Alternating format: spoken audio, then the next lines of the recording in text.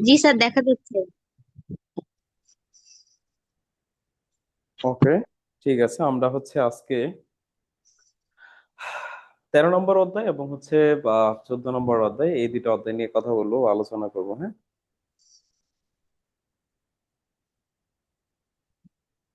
আচ্ছা।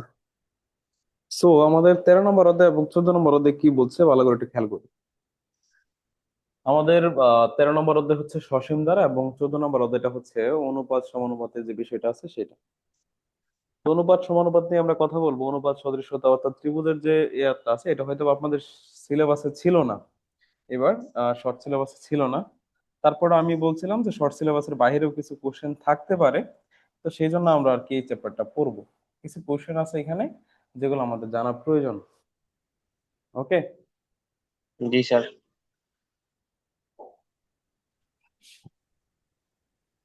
আচ্ছা, তো ধারা এটা খুবই ইম্পর্টেন্ট একটা চ্যাপ্টার। এটা শুধুমাত্র যে আপনাদের ম্যাথের ক্ষেত্রে প্রয়োজন হবে বিষয়টা এরকম না। আপনাদের যে অ্যাপটিটিউড টেস্টটা আসবে, সেই অ্যাপটিটিউড টেস্টের মধ্যেও এটা থাকবে। এখান থেকে কোশ্চেন থাকে, সো এটা ভেরি মাচ ইম্পর্টেন্ট। এটা আমাদেরকে ভালো করে পড়তে হবে। এখান থেকে মাস্ট এমসিকিউ থাকবে। ঠিক আছে, স্যার। এখান থেকে মাস্ট এমসিকিউ থাকবে। তো চলুন আমরা শুরু করি। আচ্ছা, তো প্রথম যে এমসিকিউটা আমরা দেখতে পাচ্ছি, খুবই সহজ একটা এমসিকিউ। আমরা একটু দ্রুত সলভ করবো, যেহেতু দুইটা এমসিকিউ, দুইটা চ্যাপ্টার পড়বো, সেজন্য একটু দ্রুত সলভ করে দেবো। প্রথম যে কোশ্চেনটা সেটা সমান্তর দ্বারার যে কোনো পথ এবং তার পূর্ববর্তী পদের পার্থক্যকে কি বলা হয়? সাধারণ অন্তর। সাধারণত ঠিক আছে, এটা আমরা সবাই জানি। এখানে যদি সমান্তর দ্বারা বলে, সমান্তর দ্বারা ক্ষেত্রে জানি আমরা, মনে করেন সাপোজ আমি এরকম একটা দ্বারা লিখলাম 1+1+3+5, এরকম করে কোন একটা দ্বারা যাচ্ছে। আমরা সমান্তর দ্বারা সবাই বুঝি, আমি আগের ক্লাসগুলোতে এটা বুঝাইছিলাম আপনাদেরকে। তাহলে সেই ক্ষেত্রে ধরেন যে কোনো একটা পথ, তার আগের পথ, এই দুইটার যে ডিফারেন্স আছে সেটা সাধারণ অন্তর। সমান্তর দ্বারা ক্ষেত্রে এটাকে সাধারণ অন্তর বলা হয়। ঠিক আছে, বাট যদি সেটা আমাদের গুণোত্তর দ্বারা হইতো, সেটাকে আমরা কি বলতাম? গুণোত্তর দ্বারা হইলে তাহলে কিন্তু সাধারণ অনুপাত। সেটাকে সাধারণ আমরা পদ। বলতাম, হ্যাঁ, সেটাকে আমরা বলতাম সাধারণ অনুপাত। আশা করি অনুপাত। এটা ক্লিয়ার। তাহলে এটা আমাদের গ নাম্বার আনসার। তো দেখেন, সমান্তর দ্বারার প্রথম পদটা এ, সাধারণ অন্তর যদি ডি হয়, তাহলে এন তম পদ বের করার সূত্রটা আশা করি আমরা সবাই জানি, এ তাই না? Plus N one into M K. Plus N minus one into D. তাহলে এটা প্লাস তো আমরা একদম সহজেই জানি, এটা হবে আমাদের এই যে, ক নাম্বার। ঠিক আছে, গ number A plus N minus one into D. D. তো একটু ভুল করেন না, ভুল করলে অনেকে হয়তো বা এখানে এই যে আমাদের ক নাম্বার আছে, ক নাম্বার অপশন অপশন দাগাইতে পারেন, কারণ দুইটা কাছাকাছি দেখা যায়। যারা আমরা চোখ একটু কম দেখি তাদের কাছে এগুলো ভুল হওয়া স্বাভাবিক। কারণ এখানে দেওয়া আছে A plus N plus one D, আর এটা দেওয়া আছে A plus N minus one D. হ্যাঁ, সে একটু খেয়াল করে দাগাবেন দাগানোর সময়। প্রশ্নটা দেখতে সহজই মনে হচ্ছে, কিন্তু যখন আমরা দাগাবো তখন যাতে ভুল না করি, সেটা fact। আচ্ছা, এই যে একটা ম্যাথ দেওয়া আছে, এখানে কি বলছে স্যার? এখানে বলছে যে একটা ধারা দেওয়া আছে 2, 5, 8, 11, ধারাটির দশম পদ কত? বলতে পারবো স্যার এটা? ম্যাথ করতে হবে তাই না? আমাদের আমাদের ম্যাথ করে তারপর বলতে হবে, সাথে কিছু লিখার আমাদের নাই। আমরা সরাসরি দশম পদ যেহেতু বলছে, তাহলে a+10 - 1 ইন্টু ডি, এইভাবে লিখবো। ঠিক আছে, তো এখানে প্রথম পদটা আছে স্যার আমাদের 2, আর এখানে থাকে স্যার 9, আর ডি এর মান কিন্তু স্যার 3। এই দুটো ডিফারেন্স কত? 3। তিন। তাহলে 3 নং 27 আর 2 29। 30 স্যার, 29। 29 হবে আমাদের আনসার। ঠিক আছে, তো এই 2-3 লাইন আমরা আশা করি প্রশ্নের মাঝখানে যে ফাঁকা জায়গাটা থাকবে, সেই ফাঁকা জায়গার মধ্যে আমরা এই 2-3 লাইন করতে পারবো। আচ্ছা, আমি আপনাদেরকে একটা কথা বলি, দয়া করে স্যার একটু মাইক্রোফোনটা মিউট রাখবেন। আপনারা যখন কথা বলবেন, ঠিক আছে, তখন কথা বলেন, বাট কথা বলা শেষ হলে নিজ দায়িত্বে মাইক্রোফোনটা অফ রাখবেন। এখন আপনি কথা বলতেছেন, তাহলে কিন্তু অন্যদের সমস্যা হচ্ছে, এটা একটু মাথায় রাখবেন। ঠিক আছে, আচ্ছা, আমরা পরের কোশ্চেনটা দেখি। এখানে বলছে একটা দ্বারা দিছে, দেখেন 5, 8, 11, 14 এরকম একটা দ্বারা, এই দ্বারার কোন পদ 383? কয় নাম্বার পদটা হবে 383? এটা কেমনে করবো স্যার? এটা আমরা কেমনে সলভ করব? আমরা সরাসরি লিখে দিব a plus 129। n minus 1 into D সমান হচ্ছে 383, এইভাবে লিখবো আমরা। ঠিক আছে, তো এখানে প্রথম পদ লেখা আছে কত 5, তাই এই যে আমরা দিলাম 5 প্লাস n এর মান তো আমাদের বের করতে হবে। ডি এর মান হচ্ছে স্যার, পার্থক্যটা দেখেন, পার্থক্য কিন্তু 3 আছে। পার্থক্য কত আছে স্যার? 3 আছে। 3। তাহলে 3 লিখলাম, সমান হচ্ছে 383। তারপরে যদি খেয়াল করেন 5 প্লাস 3n মাইনাস 3 সমান হচ্ছে 383। তারপরে এখানে যোগ বিয়োগ করলে থাকে কত স্যার? 2 থাকে। তাহলে 3n প্লাস 2 সমান হচ্ছে 383। তাহলে 3n সমান দাঁড়াচ্ছে আমাদের 381। এখন 3 দ্বারা ভাগ করেন। 3 দ্বারা কয়বার যাবে? এখানে হবে 1, পরে 127। 127। ঠিক আছে, তো এইগুলা একটু ম্যাথ করে তারপরে আনসারটা দিন। দাঁড়ার অঙ্কগুলো আপনারা একটু ম্যাথ করে তারপর আনসারটা করার চেষ্টা করুন। এটা একটু মোটামুটি বড় লেভেলের ম্যাথ আসছে, তো সেজন্য আমাদের করতে একটু জায়গায় লাগবে। এটার বিকল্প কোনো নিয়ম নাই যে আমরা অন্য কোনো নিয়মে শর্টকাটে করব, এরকম কোনো নাই এটা। হ্যাঁ, সেটা এমনি করতে হবে আমাদের। তাহলে বুঝছি স্যার এটা সবাই? জি স্যার। জি স্যার। এটা আমার যখনই কোনো পদ বের করতে বলবে যে এটা কত নাম্বার পদ, এরকম যখনই বলবে তখন n-তম পদ বের করার সূত্রটা আমরা লিখবো। n-তম পদ বের করার সূত্র সমান সমান ওইটা। তারপর এখান থেকে ক্যালকুলেশন করে আমরা যে n-টা আছে, n মানেই হচ্ছে পদ সংখ্যা। n মানে কি? পদ সংখ্যা। সেই পদ সংখ্যার ভ্যালুটা আমাদের বের করতে হবে। তারপরে স্যার এটা দেখে, এটা সরাসরি সূত্রের কথা বলছে যে সমান্তর দ্বারা প্রথম n সংখ্যক পদের সমষ্টি বের করার সূত্র। এটা আশা করি সবাই পারবেন। বলেন তো স্যার, এখানে আনসার কোনটা হবে? ক নাম্বার? স্যার ক। ক নাম্বার তো n ক by two number? Plus n ক minus one number. Into D. ক নাম্বার স্যার? ঠিক আছে, তাহলে এখানে আমরা আনসারটা করব ক নাম্বারটা, যে জি n স্যার। সংখ্যক পদের সমষ্টির সূত্র হচ্ছে n/2 plus 2a plus n minus 1 into D. এটা হচ্ছে আনসার। আপনি দেখেন ক নাম্বারটা আর এই যে গ নাম্বার প্রায় কিন্তু সেম। খেয়াল করছেন? এখানে জাস্ট একটা প্লাস, এখানে জাস্ট একটা মাইনাস। তো এইগুলো আনসার মানে পাশাপাশি দেয় কেন জানেন? দেখেন প্রশ্নটা কিন্তু একদম ইজি, যা সূত্র থেকে একটা প্রশ্ন আসে, কিন্তু অপশন গুলো আপনি খেয়াল করেন। আপনি পরীক্ষার হলে যায় যে বিষয়ে কনফিউশন বাঁচবেন কি জানেন? যে প্লাসই পড়ছিলাম না মাইনাসই পড়ছিলাম, এরকম একটা কনফিউশন আপনার মধ্যে থাকবে। তো সেই জন্যই বলি, যাতে আমরা কনফিউশন না পড়ি, একটু সূত্র যখন পড়বো তখন একটু চোখ কান খোলা রেখে পড়বো, যে কোথায় প্লাস কোথায় মাইনাস, এইভাবে পড়াশোনা করতে হবে। না হলে এই যে কিন্তু পরীক্ষার হলে যায় আপনি বোল্ড ডিসিশন বেশি নেবেন, মনে হবে আপনার এইটি আনসার। ঠিক আছে, তো অপশনগুলো এই জন্য আমরা দেখে দেখে পড়ার চেষ্টা করব। তারপরে এটাও একটা ম্যাথ থেকে প্রশ্ন আসছে যে 1 থেকে 100 পর্যন্ত স্বাভাবিক সংখ্যাগুলোর সমষ্টি কত? এটা মনে রাখবেন। বলেন তো স্যার, কত? কত হতে ক পারে? নাম্বারটা হবে, ক নাম্বারটা 5050 হবে। স্যার ক 5050। নাম্বার। স্যার ক নাম্বার হবে। ক নাম্বার স্যার? ক নাম্বারটা হবে। এটার একটা সূত্র আমরা কিন্তু জানি স্যার, যে n into n plus 1 divided by 2, তাই না স্যার? বুঝছেন? জি জি স্যার।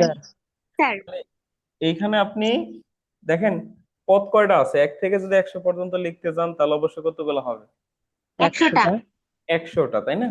তাহলে এখানে হচ্ছে আমার 100 ইন্টু 100 যোগ 1 মানে 101, একবার লিখে দিলাম 101/2।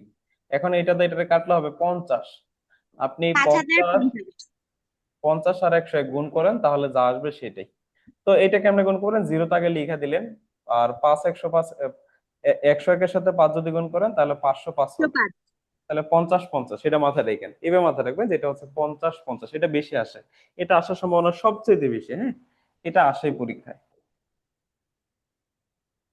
যে প্রথম 50টা কত, প্রথম 100টা কত, এরকম এদের স্বাভাবিক সংখ্যার সমষ্টি কত, এটা বের করতে বলতে পারে। ঠিক আছে, এই যে দেখেন এই ক্যাটাগরি আমরা আরেকটা প্রশ্ন পাইলাম যে প্রথম 10টি বিজোড় স্বাভাবিক সংখ্যার সমষ্টি কত? প্রথম 10টার কথা বলছে, প্রথম 10টি বিজোড় স্বাভাবিক সংখ্যার সমষ্টি কত? তো এইগুলা যখন আপনার কাছে ওই যে সূত্র টুত্র মানে কোনো কিছু হবে না, তখন আপনি দ্বারার যে সমষ্টি আছে না, এই সূত্র দ্বারা করবেন। দেখেন কেমনে করবেন।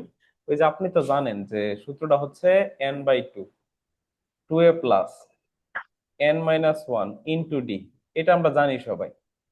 তো এখানে পদ কয়টা বলছে স্যার? 10। 100 হবে তাহলে উত্তর। n/2 2 ইন্টু প্রথম পদ, যেহেতু প্রথম বিজোড় কথা বলছে, তাহলে বিজোড় সংখ্যাগুলো কি আছে? 1 3 5।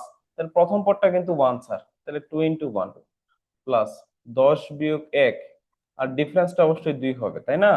তাহলে এখানে পাচ্ছেন 5, আর এখানে তো 2 যোগ 9 ইন্টু 2। তাহলে এখানে হচ্ছে 5, আর এখানে হচ্ছে কত? 9 দুগুণে 18 আর 2 20। তাহলে কত হচ্ছে স্যার? 100, জি তাই না? স্যার 100 হবে। হ্যাঁ স্যার। তাহলে প্রথম 10টি বিজোড় স্বাভাবিক সংখ্যার সমষ্টি হচ্ছে আমাদের 100। পারবো তো নাকি? জি জি স্যার। তাহলে এইগুলো আমরা নর্মালি সূত্রের সাহায্যে করব। অত আপনাদের বইয়ের মধ্যে কিন্তু এই বিজোড় সংখ্যার সমষ্টি, জোড় সংখ্যার সমষ্টি, এগুলো বের করার অনেক সূত্র আছে। তো সেগুলোতে না যায় আপনি সরাসরি এই সূত্র দ্বারাই করবেন। মানে সূত্র একটা থাকলে হবে কি, আপনার ভুল হওয়ার পসিবিলিটিটা কম হবে। এখন যখন অনেকগুলো সূত্র শিখবেন, তখন দেখবেন পরীক্ষার হলে যায় সূত্রই ভুলে গেছেন, ঠিক না? তো সেই জন্য সূত্রটা কম থাকুক, আমরা মূল নিয়মে শিখি, এটা আমাদের জন্য ভালো। এটা আপনাদের সবাইকে বলতে হবে। হ্যাঁ, এটা বলতে হবে যে প্রথম n সংখ্যক স্বাভাবিক সংখ্যার বর্গের সমষ্টি নির্ণয় করার সূত্র কোনটা বলেন? স্যার 2 ক নাম্বার স্যার। নাম্বার। আচ্ছা, এখানে আপনাদের বইয়ের মধ্যে কিছু সূত্র আছে, দেখেন সবাই এটা বের করে এই সূত্রগুলো শিখবেন। বর্গের সমষ্টি, বর্গ বলতে এই যে 1 square plus 2 square plus 3 square plus 4 square, এরকম সূত্র আছে। হ্যাঁ, তো এদের সমষ্টি বের করার একটা সূত্র আছে। তারপরে যে গণের সমষ্টি নির্ণয় করার একটা সূত্র আছে। 1 cube plus 2 cube plus 3 cube plus 4 cube. দেখেন এগুলোর সূত্র আছে, তাই না? জি জি স্যার। স্যার। আচ্ছা, তো এখানে আমি বলি, এটা সূত্র, এটা সমষ্টি বের করার সূত্র হচ্ছে স্যার এই যে এটা, n into n plus 1 2n plus 1 divided by হচ্ছে 6। এটার সূত্র হচ্ছে এটা। আর এটা মেবি স্যার এই যে এটা, তাই না? দেখেন তো বইয়ের মধ্যে, এটা মনে হয় এটা। জি স্যার ওটাই গ নাম্বার। হুম, n into n plus 1 by 2 whole square. এই দুইটা সূত্র একটু মাথায় রাখেন, সরাসরি এই সূত্রগুলা থেকে প্রশ্ন থাকতে পারে। আপনাকে এই প্রশ্নটা এমনি করতে পারে, অথবা এমনিও দিয়ে দিতে পারে যে 1 square plus 2 square plus 3 square plus 4 square সমান কত, সমান সমান কত। তখন আপনি তার সূত্রটা লিখে আসবেন। আর অনেক সময় এই বলতে পারে যে প্রথম n সংখ্যক স্বাভাবিক সংখ্যার গণের সমষ্টি কত। তখন আপনাকে এইভাবে বলতে পারে, অথবা এরকম দ্বারা লিখা সমষ্টি বলতে পারে। তো একটু শিখা যায়। হ্যাঁ, একটু ভালো করে মাথায় রাখেন, এটা এই দুটো থেকে প্রশ্ন পরীক্ষায় থাকতে পারে। আর আরেকটা ওইটা বলে দিই, 1 প্লাস 2 প্লাস 3 প্লাস এরকম থাকলে সেটা হবে n into n plus 1 divide by.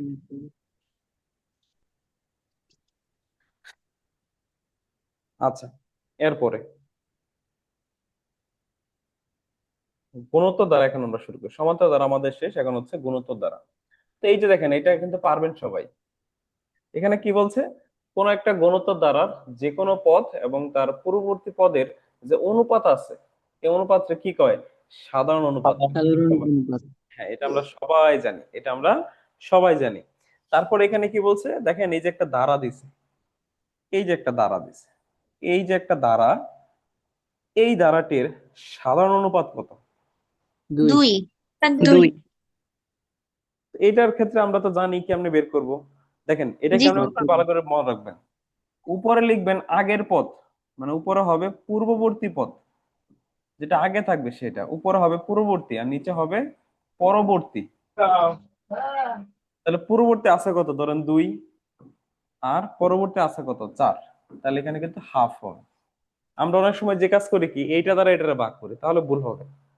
ঠিক আছে, ভাগ করতে হবে এইটাকে এইটা দ্বারা ভাগ করতে হবে, 2/4। অথবা আপনি এই যে 4/8 বলতে পারেন, অথবা 8/16 বলতে পারেন। দেখেন সবটির ক্ষেত্রে আপনার অনুপাতের মানটা সেম আসবে। তো এটার ক্ষেত্রে আমাদের আনসারটা হবে 2। এই দেখেন ভুল সরি, এটাকে এটার ক্ষেত্রে কিন্তু হাফ আসবে। হ্যাঁ, এটা আনসারটা হবে হাফ। সেই যে আপনারা যদি ভুল করেন, তাহলে কিন্তু প্রথম আনসারটা পেয়ে যাবেন। ঠিক আছে, প্রথম আনসারটাই পেয়ে যাবেন। ওই পরবর্তী আগে হইতো না, পরবর্তী আগে দেন পূর্ববর্তী। আমি আমি মুখে বলতেছি এক কথা আর লিখতেছি আরেক কথা, তাই না? তৃতীয় পদ ভাগ প্রথম পদ। জি স্যার। হ্যাঁ, এটা আর ভালো। এটা যে এই যে আপনি মাত্র যেটা বললেন যে দ্বিতীয় পদ বা প্রথম পদ, এটা করলে আরো বেটার। জি স্যার। এটা মনে থাকবে। এই পরবর্তীতে যা একটা প্যাচ লাগাবেন, এই যে আমি এখন যেরকম একটা প্যাচ লাগাইলাম, এরকম আপনারা একটা প্যাচ লাগাবেন। হ্যাঁ, তো দ্বিতীয় পদ বা প্রথম পদ, দ্বিতীয় পদ আছে আমাদের 4, প্রথম পদ আছে 2, তাহলে 2 হবে আনসার। হ্যাঁ, তো একটু খেয়াল রাখেন, একটু খেয়াল রাখেন, এটা আনসারটা হবে ক নম্বরটা। এটাই মাথায় রাখেন, হ্যাঁ, যে দ্বিতীয় পদ বাক হচ্ছে প্রথম পদ, তাহলে হবে।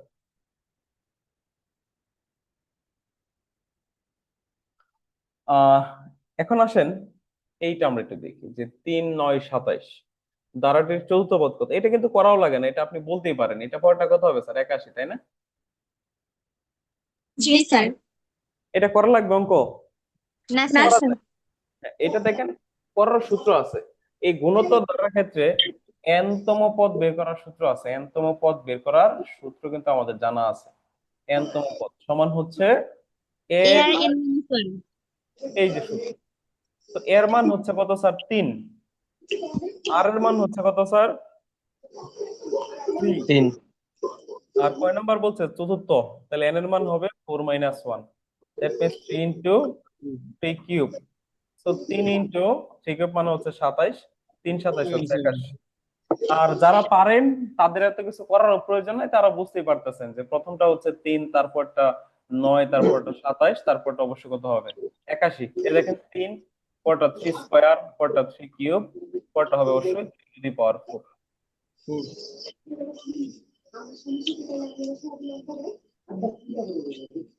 আচ্ছা, একটু মিউট থাকেন সবাই। এরপরে খেয়াল করেন স্যার, এই চুপ,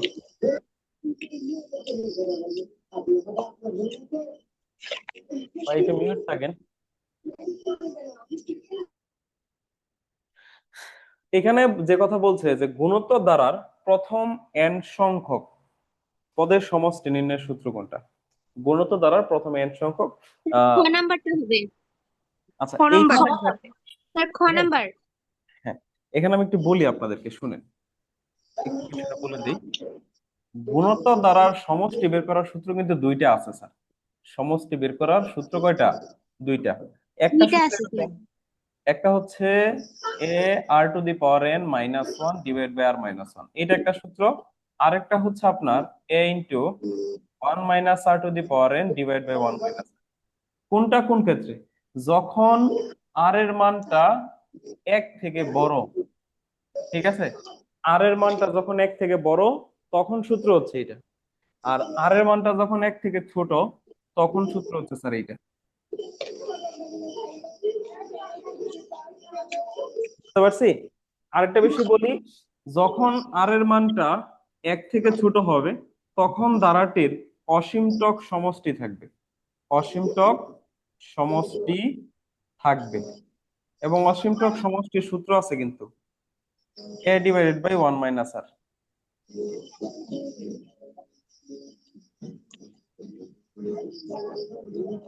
এটা বুঝেন? অসীমটক সমষ্টি বুঝেন? না স্যার, জি বুঝছি স্যার, না। স্যার বুঝি। বুঝি স্যার স্যার। বুঝি। বুঝি না স্যার। স্যার হায়ার ম্যাথে ছিল। হ্যাঁ, এটা হ্যাঁ স্যার আমার মধ্যে ছিল। হায়ার ম্যাথে ছিল। ধরেন সাপোজ কোন একটা ধারা এরকম আছে আপনার যে 1 প্লাস হাফ, পরেরটা এরকম 1/4, তারপরটা হচ্ছে 1/8, পরেরটা 1/16, তারপরটা হচ্ছে 1/32, এরকম করে কোন একটা দ্বারা যাচ্ছে। আপনি যদি এটা রেশিও বের করবেন, আপনি এটা রেশিও বের করে দেখবেন, রেশিওর মান হবে হাফ। তো এই হাফ হচ্ছে 1 থেকে কি স্যার ছোট না? তাহলে এখানে আমরা বলতে পারি কি যে আর এর মানটা হচ্ছে 1 থেকে ছোট। আর এর মান 1 থেকে ছোট বলতে এখানে কি বোঝানো হয়েছে স্যার? এই ধারাটা যদি লিখতে থাকেন আপনি, লিখতে লিখতে লিখতে লিখতে লিখতে এমন একটা পর্যায়ে যাবেন যখন একদম সর্বশেষের যে পদটা আসবে সেটা জিরোর কাছাকাছি আসবে, সেটা জিরোর কাছাকাছি একটা পদ আসবে। তাহলে এই 1 থেকে শুরু করে সেই জিরো পর্যন্ত যে পদটা আছে, ওই জিরো পর্যন্ত যতগুলো পদ আসবে সবগুলার যোগফলকেই বলা হয় অসীমটক সমষ্টি। বুঝতে পারছি? জি জি স্যার। জি স্যার। স্যার। এই দেখেন এই পদটা কিন্তু ধীরে ধীরে ছোট হচ্ছে। দেখেন প্রথমে এক ছিল, তারপরে আসছে হাফ, তারপরেরটা 1/4, মানে কি ধীরে ধীরে ছোট হচ্ছে। তো ছোট হইতে হইতে হইতে হইতে এমন একটা পর্যায়ে যাবে যখন ওই পদের ভ্যালুটা হবে কি জিরোর কাছাকাছি বা প্রায় জিরো। তো ওই যে জিরোর কাছাকাছি যখন চলে যাবেন, ওই পর্যন্ত যতগুলো পদ আসবে ওই সবগুলো পদের সমষ্টি কি বলা হয়? অসীমটক সমষ্টি, যেটাকে আমরা কি বলি? এস ইনফিনিটি দ্বারা প্রকাশ করি, এবং সেটা বের করার সূত্র হচ্ছে a ডিভাইড বাই 1 মাইনাস আর।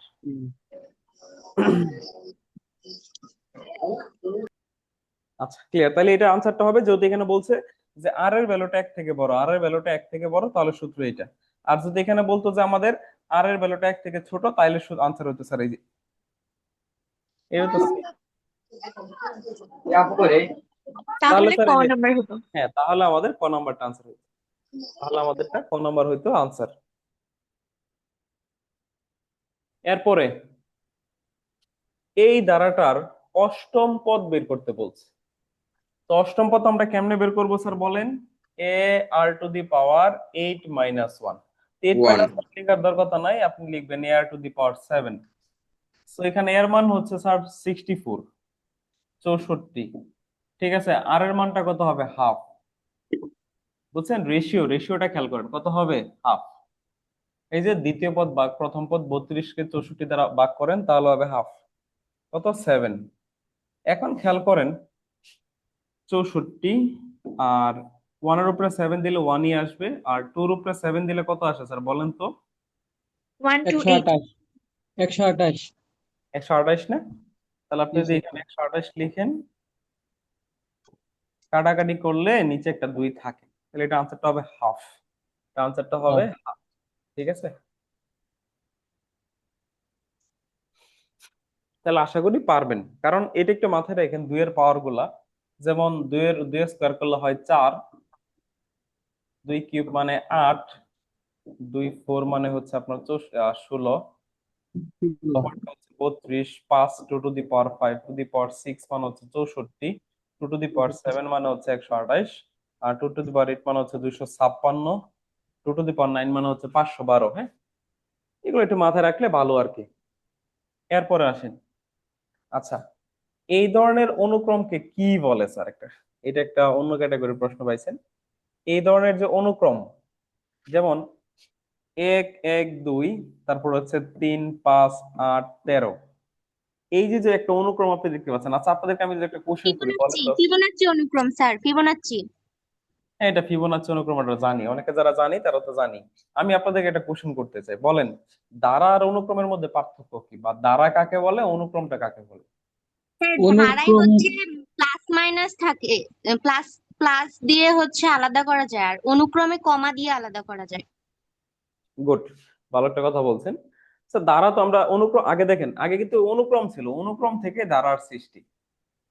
তো অনুক্রম দ্বারা একই কথা, সেম একই বিষয়, সেম একই বিষয়।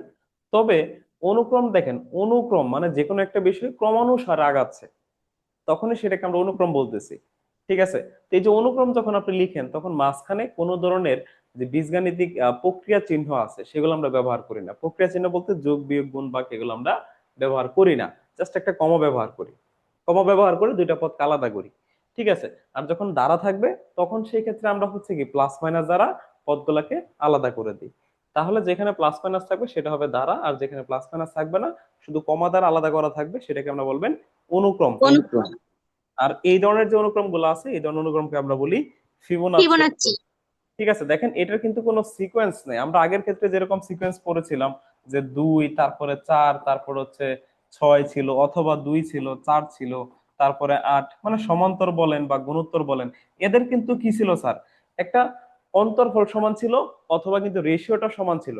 আপনি এখানে খেয়াল করেন, কোনো রেশিও সমান আছে বা অনুপাত স্যার সমান এটা আছে? যোগফল সমান হবে, প্রথমের হ্যাঁ, পদ যোগ করলে পরবর্তী পদ হবে। হ্যাঁ, আমি বলতেছি, বলতে দেন। এখন বিষয়টা খেয়াল করেন, যদি দেখেন যে এই যে সমান্তর আমরা বুঝি, সমান্তর মানে হচ্ছে অন্তরফল সমান। অন্তরফলটা কি হবে? সমান্তর। ঠিক আছে, সমান্তর বলতেই তো বুঝি যে আপনি সমান্তর কথাটা বাংলায় লিখেন, সমান্তর কথাটা বাংলায় লিখেন, এই যে এখানে কথাটা আসছে এরকম ভাবে, সমান থেকে আমরা পাই সম, আর এরপরে আছে হচ্ছে অন্তর। বাঙালি এরকম আসছে, তাহলে সম মানে সমান, অন্তর মানে কি বিয়োগফল। তাহলে বিয়োগফল যে দ্বারা সমান সেটা হচ্ছে সমান্তর দ্বারা। আর গুণোত্তর মানে কি? যেটা গুণ আকারে আগাচ্ছে, যেটা গুণ আকারে আগাচ্ছে সেটা কি গুণোত্তর দ্বারা। আর এই ফিবোনাচ্চি ধারার ক্ষেত্রে আপনারা একটা বিষয় পাবেন, সেটা একটু খেয়াল করে দেখেন।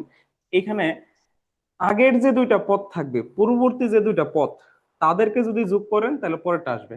আবার এই দুইটা যোগ করেন, পরেরটা পাবেন। আবার এই দুইটা যোগ করেন, দেখেন পরেরটা আসে। এই দুইটা যোগ করেন, পরেরটা আসে। এই দুইটা যোগ করেন, পরেরটা আসে। বুঝছি? তা আপনারা অনেক জি বেশি স্যার। পারেন, এটার জন্য আমার খুব ভালো লাগে যে না, আপনারা আপনাদের বেসিকটা ভালো আছে। ঠিক আছে, আপনারা ভালো করবেন। তাহলে কোনো প্রশ্ন আছে এখানে স্যার? না না স্যার। স্যার। না স্যার। ঠিক আছে, এখন আসেন, এটা তো আপনাদের মনে হয় শর্ট সিলেবাসে ছিল না, 14 এটা ছিল? না স্যার, না ছিল স্যার। না, ছিল না স্যার। আচ্ছা, তো এটা যেহেতু ছিল না, তারপর আমরা এখান থেকে দু একটা প্রশ্ন পড়ি, দেখে আমরা আশা করি ম্যাক্সিমাম গুলো পারবো। অনেকগুলো আগে আমরা পড়াইছিলাম। আহ এখানে যে কথা বলছে দেখেন, দুটি জ্যামিতিক অনুপাতের ক্ষেত্রে দুটি ত্রিভুজের উচ্চতা সমান হলে, দুইটা ত্রিভুজের উচ্চতা সমান হলে তাদের ক্ষেত্রফলের অনুপাত কিসের সমানুপাতিক হবে? ভালো করে খেয়াল করেন, এখানে বলছে জ্যামিতিক অনুপাতের ক্ষেত্রে দুটি ত্রিভুজের উচ্চতা সমান, দুইটা ত্রিভুজের উচ্চতা সমান বলছে, দুইটা ত্রিভুজের উচ্চতা হচ্ছে সমান, তাহলে তাদের যে ক্ষেত্রফলটা আছে, ক্ষেত্রফলের অনুপাতটা কিসের সমানুপাতিক হবে? আপনি এখানে দুইটা ত্রিভুজ অঙ্কন করেন। ধরেন স্যার, এই যে একটা ত্রিভুজ আমাদের, এই যে একটা ত্রিভুজ, হ্যাঁ, আরেকটা দেখি ত্রিভুজ অঙ্কন করি। ধরেন এই যে আমাদের আরেকটা ত্রিভুজ আছে। এখন আপনি খেয়াল করে দেখবেন, এই দুইটা ত্রিভুজেরই কি স্যার হাইটটা সমান, এই যে উচ্চতা সমান। এই দুইটা ত্রিভুজেরই কি স্যার উচ্চতা সমান। যখন দুইটা ত্রিভুজের উচ্চতা সমান থাকবে, তখন ক্ষেত্রফলটা অবভিয়াসলি, আরে দেখেন, ক্ষেত্রফল বের করার সূত্রটা কি? ক্ষেত্রফল বের করার সূত্র হচ্ছে হাফ ইন্টু ভূমি ইন্টু উচ্চতা। উচ্চতা। উচ্চতা। তাহলে এখানে খেয়াল করেন, যদি উচ্চতা সমান, দুইটার উচ্চতা সমান, তাহলে উচ্চতা বাদ দেন। এখন দেখেন কি আছে, ক্ষেত্রফল আর কি আছে স্যার? ভূমি। ভূমি। তাহলে এই ক্ষেত্রে অবশ্যই ক্ষেত্রফলটা তার ভূমির সমানুপাতিক হবে। ক্ষেত্রফলটা অবশ্যই কি করবে, তার ভূমির উপর নির্ভরশীল হবে, অর্থাৎ ভূমির সমানুপাতিক হবে। ভূমি কোথায় আছে? এই তাদের ভূমি, ক নম্বরটা হবে আনসার। বুঝছি? জি স্যার। স্যার আপনি বলেন। হ্যাঁ, স্যার আরেকবার স্যার, আরেকবার স্যার, রিপিট। ও আচ্ছা, ঠিক আছে। দেখেন, যখন আমরা ক্ষেত্রফলটা বের করতে চাই, ক্ষেত্রফল বের করার একটা সূত্র আছে, যে হাফ ইন্টু ভূমি ইন্টু উচ্চতা, উচ্চতা। হাফ ইন্টু ভূমি ইন্টু উচ্চতা। এটা হচ্ছে আমাদের ক্ষেত্রফল বের করার একটা সূত্র। এখন আমাদেরকে এখানে বলছে কিন্তু স্যার উচ্চতা সমান, তাহলে দুইটা ত্রিভুজের যদি উচ্চতা সমান থাকে, এই ত্রিভুজের যে হাইট, এই ত্রিভুজের হাইট সেম, তো উচ্চতা তো এই ক্ষেত্রে কোনো প্রভাব ফেলতেছে না। তাহলে আপনি উচ্চতাটা কাইটা দেন, উচ্চতাটা কাইটা দেন, এটা তো নিরপেক্ষ, যেহেতু সমান হয়ে গেছে গা। তাহলে বেরি করবে কোনটা? এই যে ভূমি। তাহলে উচ্চতা কাটা দিলে থাকে কি স্যার? ভূমি। তাহলে এই ক্ষেত্রে কি হবে, এই ক্ষেত্রফলটা ভূমির উপর নির্ভরশীল হবে। সেই জন্যই আমরা বলতেছি, তাহলে সেই ক্ষেত্রে এই ক্ষেত্রফলটা হবে ভূমির সমানুপাতিক। ক্ষেত্রফলটা হবে কি ভূমির সমানুপাতিক। কেমনে স্যার? দেখেন, দেখেন কেমনে হয়েছে। সমান সমান সমানের পরে একটা কি আছে স্যার? কনস্ট্যান্ট আছে। তো সমান চিহ্নের পরে কনস্ট্যান্ট থাকলে তাদের পরিবর্তে কি লেখা যায়? সমানুপাতিক চিহ্নটা লেখা যায়। বুঝছি? জি স্যার। আচ্ছা, এইটা পারার কথা আপনাদের। দুইটা ত্রিভুজ যদি সদিশকোণী হয়, তাহলে বলেন তো তাদের অনুরূপ বাহুগুলা কি হবে? সমান। স্যার সমান। সমান হবে, সমান। সমান স্যার। না না না, সমান হবে না স্যার, কখনোই সমান হবে না। আচ্ছা, আপনাদেরকে একটা কথা বলি, সদিশকোণী ত্রিভুজ বুঝেন কিনা আগে সেটা বলেন। স্যার বুঝি না। বুঝেন না? না স্যার স্যার। সমানুপাতিক হবে। আগে সদিশকোণী ত্রিভুজটা আমরা বুঝা নিই। দেখেন, ধরেন আমি এখানে দুইটা ত্রিভুজ অঙ্কন করলাম, হ্যাঁ, যায় নাকি?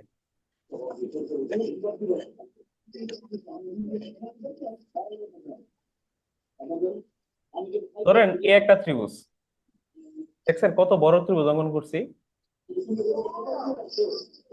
এটা অঙ্কন করে দিই, এটা দিলে ভালো করে বুঝবেন। দেখেন এই যে একটা কত বড় একটা ত্রিভুজ অঙ্কন করছি, আর আরেকটা ধরেন এরকম ছোট একটা ত্রিভুজ অঙ্কন করলাম। এখন এই দুইটা ত্রিভুজের মধ্যে খেয়াল করেন, সদিশকোণী ত্রিভুজ হওয়ার শর্ত হচ্ছে তাদের বাহুগুলো সমান হইতে হবে, সরি কোণগুলো সমান হইতে হবে। এই যে দেখেন, এই কোণ আর এই কোণ সমান, এই কোণ আর এই কোণ সমান। তারপরে ধরেন এই কোণ আর এই কোণ সমান, তারপরে ধরেন এই কোণ আর এই কোণ সমান। অর্থাৎ এই দুইটা ত্রিভুজের মধ্যে আপনি তাদের তিনটা কোণ সমান পাইছেন। যদি তিনটা কোণ সমান হয় সেই ক্ষেত্রে তাদেরকে আমরা বলি সদিশকোণী ত্রিভুজ। ঠিক আছে, সদিশকোণী ত্রিভুজ হইলে তাদের অনুরূপ বাহু যেগুলো আছে, বাহুগুলার রেশিও কি থাকবে? সমান থাকবে। যেমন ধরেন এখানে ভূমি আছে, ধরেন আমাদের বিসি, ঠিক আছে, নাম দেয়া। মাইক্রোফোনটা একটু অফ রাখেন আপনারা, হ্যাঁ, আপনাদের মাইক্রোফোন অন থাকলে আমার কথা বলতে প্রবলেম হয়। এখানে ভূমিটা কত আছে স্যার? এ ধর লম্বের অনুপাত বলেন, এটার লম্ব আছে এবি, আর এটার লম্বের অনুপাত কত আছে? লম্ব আছে কত? ডি। তাহলে এবি বাই ডি, তারপরে এখানে আমরা বলতে পারি বিসি বাই ইএফ, তারপরে বলতে পারি এসি ডিভাইডেড বাই ডিএফ। এখানে খেয়াল করেন, যখন দুইটা ত্রিভুজের কোণ সমান থাকবে তখন তাদেরকে সদিশকোণী ত্রিভুজ বলা হয়। আর সদিশকোণী ত্রিভুজের ক্ষেত্রে এটা সত্য, কি সত্য? তাদের বাহুগুলার যে অনুপাতগুলো আছে, বাহুগুলার অনুপাত সমান হবে, বাহুগুলার অনুপাত সমান হবে। এই যে অনুরূপ বাহুগুলার যে অনুপাত, এই যে দেখেন এখানে লম্ব আছে এ বি, আর এখানে লম্ব আছে ডি। এ দেখেন এবি বাই ডি, মানে এবি আর ডি এর যে রেশিও, ঠিক সেম ভাবে ভূমি আর ভূমির অনুপাত, এই যে ভূমি আর ভূমির অনুপাত দেখেন, এটার যে রেশিও পাইছেন, অনুপাত পাইছেন, অত্রিভুজ আর অতিভুজের যে অনুপাত পাইছেন, দেখেন এই সবগুলো অনুপাত কি স্যার? সমান। সবগুলো অনুপাতে কি স্যার? সমান হবে। তাহলে এখানে যদি আমাদের বলতো যে তাদের অনুরূপ বাহুগুলা কি হবে, অনুরূপ বাহুগুলো অবশ্যই হবে সমানুপাতিক। ঠিক আছে, অনুরূপ বাহুগুলা কি হবে? সমানুপাতিক হবে। কিন্তু যদি এরকম বলতো যে তাদের বাহুগুলোর অনুপাত কি হবে, তাদের বাহুগুলোর অনুপাত কি হবে, অনুপাত বললে বলতাম আমরা সমান হইতো। অনুপাত বললে কি বলতাম স্যার? সমান, কারণ অনুপাতটা সমান। কিন্তু অনুরূপ বাহুগুলা কি হবে? বাহুগুলা হবে সমানুপাতিক। এখানে এই বাহুগুলা কি স্যার? প্রত্যেকটার সাথে প্রত্যেকটা সমানুপাতিক সম্পর্কে আছে। বুঝতে পারছি? Yes, sir. টিচার আচ্ছা, এরপরে দেখেন দুইটা ত্রিভুজের দুটি সদিশকোণী ত্রিভুজের অনুরূপ বাহুর অনুপাত 3:4, মানে সদিশকোণী দুইটা ত্রিভুজ, তাদের অনুরূপ বাহুগুলোর অনুপাত কত দেওয়া আছে? 3:4 হলে ক্ষেত্রফলের অনুপাত কত? ক্ষেত্রফলের অনুপাত কত? দেখেন, বাহুর সাথে ক্ষেত্রফলের একটা সম্পর্ক আছে। বাহুর সাথে ক্ষেত্রফলের সম্পর্ক কি হবে? বর্গের সমানুপাতিক। যদি যদি আপনার কখনো দেখেন যে সদিশকোণী ত্রিভুজ, সেই সদিশকোণী ত্রিভুজের ক্ষেত্রে আমরা বলতে পারি যে ওই ত্রিভুজটার ক্ষেত্রফল তাদের যে বাহু আছে সেই বাহুর বর্গের সমানুপাতিক। কিসের সমানুপাতিক? বর্গের সমানুপাতিক। তাইলে বাহুগুলার রেশিও যদি 3:4 হয়ে থাকে, তাহলে ক্ষেত্রফল অনুপাত কত হবে? 3-এর বর্গটা কত হবে স্যার? 9। 4-এর বর্গটা কত স্যার? 16। এর চেয়ে কঠিন কিছু আছে? বলেন তো। সহজ না? জি, জি স্যার। স্যার। জি স্যার। জাস্ট যদি সদিশকোণী ত্রিভুজ হয়, সদিশকোণী ত্রিভুজের ক্ষেত্রে মাথায় রাখবেন ক্ষেত্রফলটা তাদের বাহুর সমানুপাতিক হবে, বাহুর বর্গের সমানুপাতিক। তাহলে বাহুর অনুপাত কত আছে? 3:4। 3-এর বর্গ করলে হয় 9, 4-এর বর্গ করলে কত হয় স্যার? 16। তাহলে এটা হবে স্যার আপনার ক্ষেত্রফল অনুপাত কত? 9:16। এরপরে স্যার দেখেন, এটা একটু উল্টা ভাবে বলছে, এটা আপনারা বলবেন, বলেন এটা কত হবে? এখানে ক্ষেত্রফলের অনুপাত দেওয়া আছে, তাহলে বলেন বাহুর অনুপাত কত হবে? 5:6। 5:6। গুড, এটা হবে 5:6, কারণ 25-কে বর্গমূল করলে হবে 5, 36-কে বর্গমূল করলে হবে 6, তাহলে 5:6 কোথায় আছে? গ নাম্বারে। জি স্যার। পারবো? Yes, sir. হ্যাঁ স্যার। স্যার স্যার তারপরে দুটি সদিশকোণী ত্রিভুজের পরিসীমার অনুপাত, কিসের? পরিসীমার, সদিশকোণী ত্রিভুজের পরিসীমার অনুপাত তাদের অনুরূপ বাহুগুলার অনুপাতের কি হবে স্যার? বলেন দেখি, একটা আন্দাজ করতে পারেন কিনা। বলেন পরিসীমা কিসের উপর নির্ভর করে? ক্ষেত্রফলের উপর। বাহুর উপর। পরিসীমা নির্ভর করে হচ্ছে বাহুর উপরে। কারণ পরিসীমা মানে কি স্যার? পরিসীমা মানে হচ্ছে বাহুগুলো যোগফল। বাহুগুলোর যোগফল। এখানে যে তিনটা বাহু থাকবে, এটা ধরেন এ, এটা ধরেন বি, এটা ধরেন সি, তাহলে পরিসীমা মানে হচ্ছে বাহুর যোগফল। পরিসীমা মানেই হচ্ছে বাহুর বাহুগুলোর যোগফল। যোগফল। তাহলে তাহলে দেখেন, এই পরিসীমার অনুপাতে যে সদিশকোণী ত্রিভুজের ক্ষেত্রে পরিসীমার অনুপাত, তাদের বাহুগুলোর অনুপাত কি? কারণ এই যদি বাহুগুলা সমানুপাতিক হয়, তাহলে অবশ্যই পরিসীমাটাও কি হবে? সমান। সমানুপাতিক হবে। এই বাহুগুলার যে অনুপাত আসবে, পরিসীমার অনুপাতটা কি আসবে স্যার? সেমই আসবে। সেই কারণে আমরা বলতে পারি যে দুইটা সদিশকোণী ত্রিভুজের পরিসীমার অনুপাতটা তাদের অনুরূপ বাহুগুলার অনুপাতের সমান। ঠিক আছে? কারণ বাহু জি। জি থেকে স্যার। বাহু থেকে আপনি পরিসীমা পাচ্ছেন, পরিসীমার সম্পর্কটা হচ্ছে বাহুর সাথে। সেই জন্য বাহুগুলার যে অনুপাত থাকবে, পরিসীমারও সেই একই অনুপাত থাকবে। সেই কারণে আপনি বলতে পারেন যে পরিসীমার অনুপাত আর অনুরূপ বাহুগুলার অনুপাত পরস্পর সমান। সমান। এটা একদম সোজা। এ দেখেন, থ্যালাসের যে উপপাদ্যটা আছে, থ্যালাসের উপপাদ্য বা থ্যালাস থিওরাম যেটা আছে, মৌলিক সমানুপাতিক উপপাদ্যের নিচের কোন বিষয়টির সাথে সম্পর্কিত? মৌলিক সমানুপাতিক উপপাদ্য এটা অবশ্যই ত্রিভুজের ক্ষেত্রফল, ত্রিভুজের সদৃশতা এবং হচ্ছে সমানুপাত, এই দুটো বিষয়ের সাথে সম্পর্কযুক্ত। হ্যাঁ, ত্রিভুজের সদৃশতা এবং হচ্ছে সমানুপাত, এই দুইটা বিষয়ের সাথে হচ্ছে থ্যালাসের উপপাদ্যটা রিলেটেড। ঠিক আছে, এখানে কিন্তু বইলাই দিছে যে মৌলিক সমানুপাতিক উপপাদ্য, তো সমানুপাত কতটা আসবেই। আর সমানুপাত কখন হবে? যখন সদৃশ হবে তখন। সেখানে আমরা বলতে পারি থ্যালাসের উপপাদ্যটা কার সাথে রিলেটেড? সদৃশতা আর সমানুপাত, এই দুইটার সাথে হচ্ছে রিলেটেড। ঠিক আছে, আরো কিছু আছে? এইগুলো তো আগে পড়াইছিলাম, পড়াই নাই বলেন তো? একটা বর্গের প্রতিসম রেখা কয়টা? 4টে। হুম, একটা 4টে। বর্গের একটা বর্গের মধ্যে আমরা অসংখ্য প্রতিসম রেখা অঙ্কন করতে পারি, তাই না? জি স্যার। কারণ বর্গের কি থাকে স্যার? সব সাইডে সমান। বর্গের চারটা সাইডে কি থাকে স্যার? সমান থাকে। সেই জন্য এটা আমরা কি করতে পারি? অসংখ্য প্রতিসম রেখা এখানে অঙ্কন করতে পারি। প্রতিসম রাখা কি? এই না না না, এটা চারটা হবে। হ্যাঁ, এটা হবে চারটা, অসংখ্য না, এটা বলবো এটা হবে চারটা। প্রতিসম জি রেখা স্যার। হচ্ছে 4টা। কেন সেটা আমি বলি, কারণ আপনি এই বর্গটাকে কোণ বরাবর রেখাঙ্কন করলে এটা সমান দুইটা ভাগে ভাগ হবে। দেখেন, আপনি যদি একটা কর্ণ অঙ্কন করেন, এই কর্ণ অঙ্কন করলে এই পাশ আর এই পাশ সমান হবে, মানে দুইটা সমান খণ্ড পাইলেন। আবার জি। এই দিকে কর্ণ অঙ্কন করেন, দুইটা সমান খণ্ড পাবেন না? পাবেন। জি স্যার। আচ্ছা, তাহলে কয়টা রেখা হলো? 2টা। তারপরে খেয়াল করেন, আমি যদি এই বরাবর একটা রেখাঙ্কন করে দুইটা খণ্ড পাবো না? পাবো জি স্যার। অবশ্যই। পাবো। তাহলে 3টা রেখা হইলো। আরেকটা যদি আমি এইভাবে অঙ্কন করি, তাহলে এই দুইটা খণ্ড পাইলাম, জি স্যার। 4টা।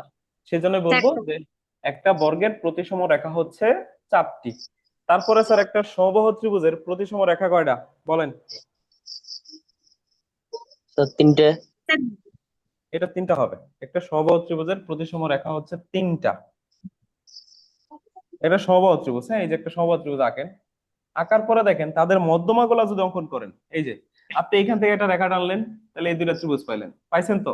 আবার এইখান থেকে একটা রেখা অঙ্কন করেন, এই যে দেখেন দুইটা খণ্ড পাইলেন, ঠিক আছে, সমান ত্রিভুজ পাইলেন। আবার এখান থেকে একটা রেখা টানেন, এই দুইটা ত্রিভুজ পাইলেন। তাহলে কয়টা রেখা হয়েছে স্যার? 3টা। 3টে। বলতে পারি আমরা একটা সমবাহু ত্রিভুজের প্রতিসম রেখা হচ্ছে 3টি। আরো আছে, বৃত্তের প্রতিসম রেখা কয়টা?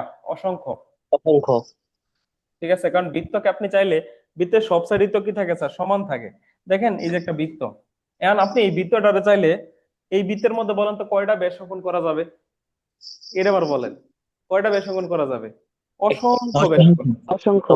কারণ আপনি চাইলে এইভাবে ব্যাস অঙ্কন করতে পারেন, এমনি ব্যাস অঙ্কন করতে পারেন, এমনি অঙ্কন করতে পারেন, এমনি অঙ্কন করতে পারেন, এমনি অঙ্কন করতে পারেন। দেখেন গুনতে পারবেন কতগুলো লাগতেছে? গোনা যাবে, গুণে শেষ করতে পারবেন?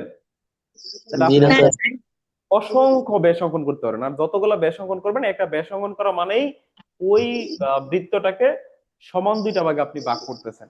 যতগুলা ব্যাস ততগুলা ভাগ। তাহলে ব্যাস কতগুলো? অসংখ্য। ব্যাস যেহেতু অসংখ্য, সেজন্য আমরা বলতে পারি প্রতিসম রেখাটাও অসংখ্য। ঠিক আছে? জি স্যার। আর বর্গের ঘূর্ণন প্রতিসমতার মাত্রা কত? এটা মনে হয় 4 হবে, হ্যাঁ? বর্গের এটা বুঝাইবেন স্যার, এটা বুঝি নাই। বর্গের ঘূর্ণন প্রতিসমতার মাত্রা হচ্ছে বুঝাচ্ছি ভাই, আমি বুঝাবো, সমস্যা নেই। ঠিক আছে? বর্গের ঘূর্ণন প্রতিসমতার মাত্রা আমি এটা দেখাই দিই স্যার। এটা 4ই হবে না একই হবে, আমি কনফিউজড। আপনি একটা বর্গ অঙ্কন করলেন, এটা এক হবে, বর্গটার এক হবে, হ্যাঁ? বর্গের ঘূর্ণন প্রতিসমতার মাত্রা এক হবে। এটা কেন এক হবে বলে দিই। আচ্ছা, এই বর্গটাকে আপনি যদি এক পাক ঘুরান, কয় পাক ঘুরাইছেন? এক পাক। ধরেন জাস্ট আপনি এখান থেকে তার একটা ধাক্কা দিছেন, ধাক্কা দিলে কি হয়েছে? সে এইভাবে এসে পড়ছে, হ্যাঁ? সে হেলে পড়ছে, মানে এক পাক ঘুরে গেছে আর কি। এই বাহুটা এনে শুয়ে পড়ছে আর কি, এই বাহুটাই ধরেন এই যে এরকম হয়ে গেছে। ঠিক আছে, আমি দেখাই দিই, এই বাহুটা এরকম হয়ে গেছে। তাহলে বর্গটাকে যদি আপনি একবার ঘুরান বা 90 ডিগ্রি কোণে ঘুরান, কত ডিগ্রি কোণে? 90 ডিগ্রি কোণে যদি ঘুরান, তাহলে ঠিক আগের অবস্থায় সে ফিরে আসতেছে না? জি স্যার। জি স্যার। একবার ঘুরানো হইলেই, তার আপনি জাস্ট একবার ঘুরাই দিছেন। মনে করেন আগে এরকম ছিল, এখন এই যে এই বাহুটা আছে না, এটা হচ্ছে এই যে এই বাহুটা, এই যে একবার ঘুরে পড়ে গেছে কাছে, এই বাহুটা হয়ে গেছে ভূমি। দেখেন, তাহলে একবার ঘুরাইছেন মানে কি? 90 ডিগ্রি কোণে ঘুরাইছেন। 90 ডিগ্রি কোণে ঘোরানোর ফলে আগের যে চেহারা পরের চেহারা কি সেম পাইছেন না? জি স্যার। এই কারণে আমরা বলতে পারি বর্গের ঘূর্ণন প্রতিসমতার মাত্রা হচ্ছে 1। যদি দুইবার ঘুরা লাগতো, দুইবার ঘুরে যদি আগের অবস্থায় ফিরে যাইতো, তাহলে হয়তো 2। 3বার ঘুরালে যদি আগের অবস্থায় যাইতো, তাহলে হয়তো 3। 4টা গুণন দিলে, মানে 4টা গুণন যদি দিতেন, তাহলে হয়তো 4। ঠিক আছে? জি স্যার। আচ্ছা, এই তো, আর কি। তাহলে আমাদের দুইটা অধ্যায় কমপ্লিট। ইনশাল্লাহ পরের যে ক্লাসটা হবে, আজকে তো আমরা 13 14 পড়াইলাম, পরের ক্লাসে হচ্ছে 15 আর 16 নম্বর অধ্যায় যেটা আছে এটা নিয়ে আলোচনা করব। ঠিক আছে? জি স্যার। আচ্ছা, স্যার এই ক্লাস রেকর্ড কোথায় পাবো? রেকর্ডের আপনাদের ড্রাইভ লিংক আমি দিয়ে দিয়েছি, ওইখানে আপনারা পেয়ে যাবেন। স্যার ওই লিঙ্কে কি এখন এই ক্লাস যাবে?